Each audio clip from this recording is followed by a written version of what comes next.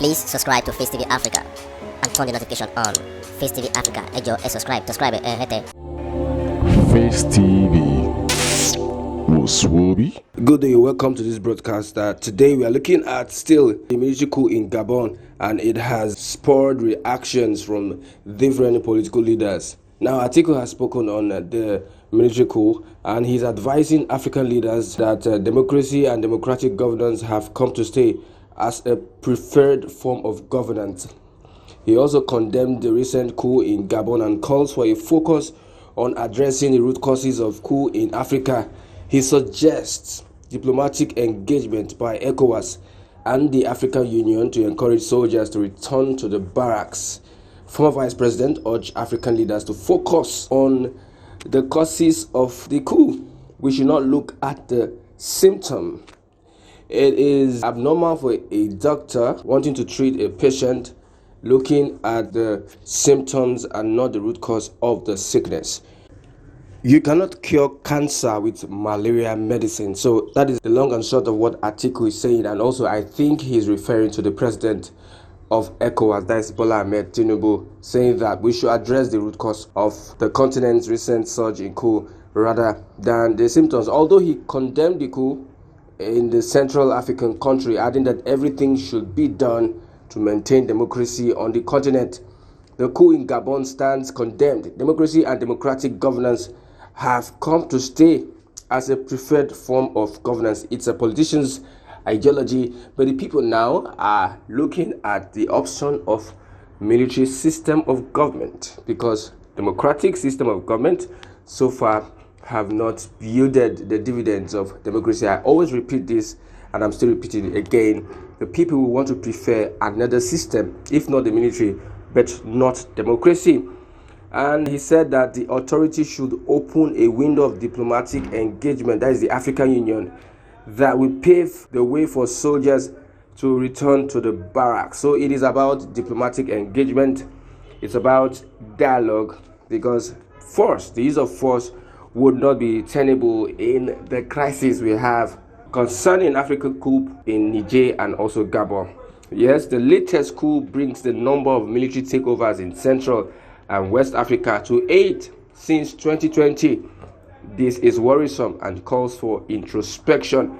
We may have to focus on dealing with the disease and not the symptoms that birth coup.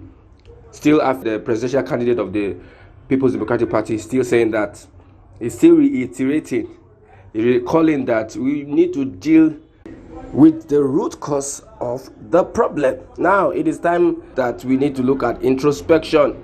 Yes, take a look back at what has gone wrong with our democracy since, I think, over 200 years in Africa. Africa have been lagging behind when it comes to development. The world has moved forward, but Africa lagging behind. All natural resources needed to move Africa forward is in Africa. Even some of the Western countries, European countries, are depending on Africa's natural resource to sustain their economies.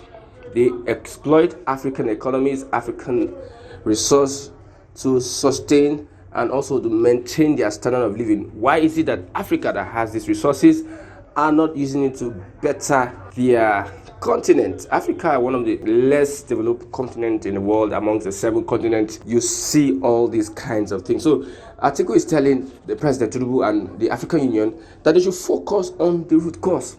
It is common sense that when you are dealing with a thing, you look at the foundation of the thing. But it seems our leaders are wanting to put their focus on things that are not supposed to be looked at.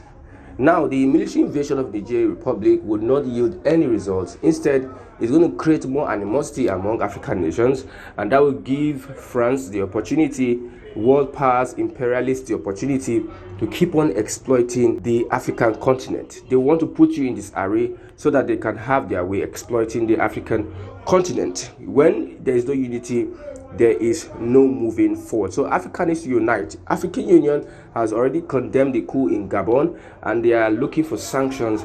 And I don't think that is the way to go at this point in time, because if you are putting up sanctions, we are having these countries as sovereign countries, and they want to have to put their leg on the ground, like Niger has done. Niger told French ambassador to the country, Ite, to leave the country.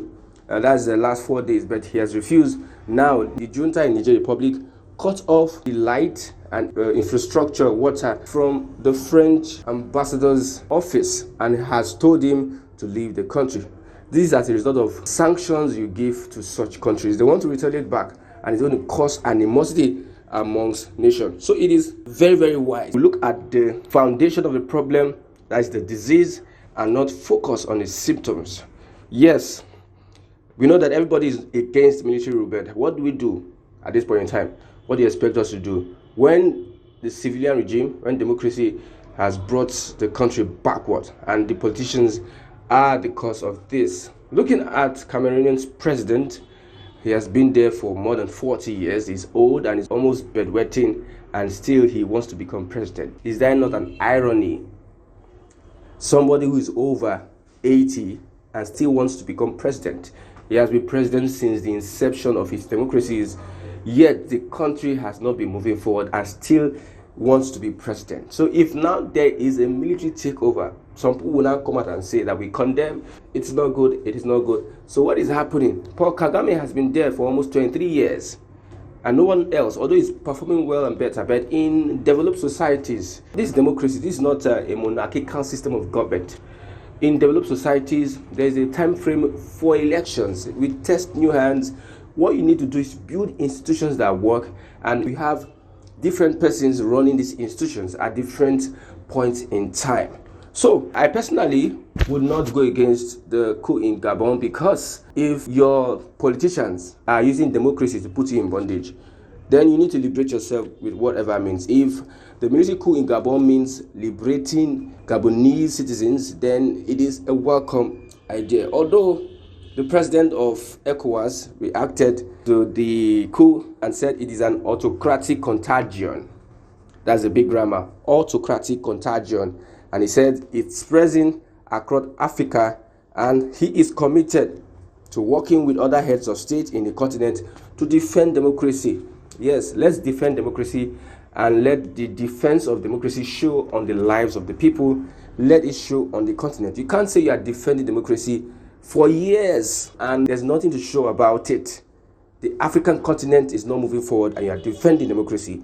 Mr. Tinubu stated, well, this is the first response to the Gabon coup, according to his spokesperson during Gelale, that's spokesperson of Bola Ahmed Tinubu. He said the president is watching development unfolding in Gabon very closely and with deep concern for the country's socio-political stability. Yes, that is another big grammar. But let's look at, when we talk about social political stability, it is that system that favors the politicians. If you say economic stability, then I believe it's going to be the people. It is those that are in political power that are looking for socio-political stability. Is about having stability for politicians, but socio-economic stability is having stability for the people. So he said that he's watching very closely with deep concern for the country and its socio-political stability. He said the seeming autocratic contagion appearing to spread to other parts of the African continent. He's saying the autocracy is contagious. You know, when something is contagious, you can, like the COVID-19 virus, you can get it from somebody as easy as possible. So African countries, it is getting from Niger, you have Gabon, from Gabon you might get to Cameroon, from Cameroon you might get to Zimbabwe, from Zimbabwe you might get to Nigeria. So that's why he's saying that it's contagious. But we believe that the issue with Gabon is an issue with other countries. And we pray that politicians get it right at this point in time, so that we will not find ourselves in a hell of military coup in Africa. Yes, Niger gone, Gabon gone. Which country next would be having a coup? So that's the question. That's what's on people's minds.